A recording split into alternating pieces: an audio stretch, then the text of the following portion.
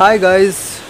তো আমার সাথে এখন কাকা আছে আমার পেছনে। তো আজকে আমরা একটু ব্যাংকে এসেছিলাম। তো ব্যাংকে আসার পরে ভাবলাম একটু তেহট্ট বিডিও অফিসের পেছনে আসা যাক একটু, কেননা এখানে একটা বৈদ্যুতিক চুল্লি হয়েছে, দেখতে পাচ্ছ আমার পেছনেই। তোমাদেরকে ব্যাক ক্যামেরা দিয়ে দেখানোর চেষ্টা করব। তো এখন থেকে আগে যেমন মানুষ মারা গেলে নবদ্বীপ নাহলে এদিকে পলাশি নিয়ে যেতে হতো, কিন্তু এখন থেকে হয়তো বা অত দূরে নিয়ে যেতে হবে না, অত খরচেরও কোনো অত খরচ আর হবে না। দেখতে পাচ্ছ আমার পেছনেই আছে বৈদ্যুতিক চুল্লি। তো তোমাদেরকে ব্যাক ক্যামেরা দিয়ে দেখানোর চেষ্টা করব। ভিডিওটা খুবই ছোট হবে, একটু জানকারির জন্য ভিডিওটা করছি তোমাদের। তো ভিডিওটা ছোট হবে এবং দেখতে পাচ্ছ মুখে খুবই রোদ পড়ছে, ওই কারণে ভিডিওটা বেশি বড় করব না, জাস্ট ব্যাক ক্যামেরা দিয়ে দেখাবো। দেখানোর পরে তারপরে আমি চলে যাব।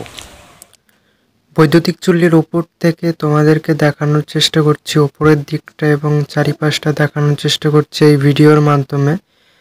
তো দেখতেই পাচ্ছ এটা অফিস, লেখাই আছে তেহট্ট শবদাহ ঘাট বৈদ্যুতিক চুল্লি, এবং এটা তেহট্ট 1 নং পঞ্চায়েত সমিতির অন্তর্গত।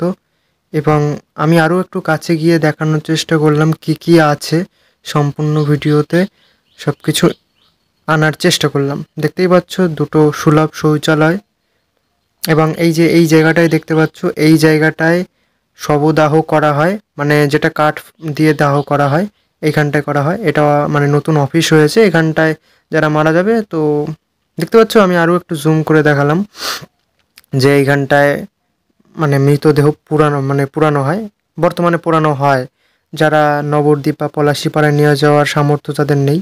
তো আমি চলে আসলাম ঠিক এই অফিসটার পেছন দিকে, বৈদ্যুতিক চুল্লির পেছন দিকে চলে আসলাম এবং দেখানোর চেষ্টা করলাম।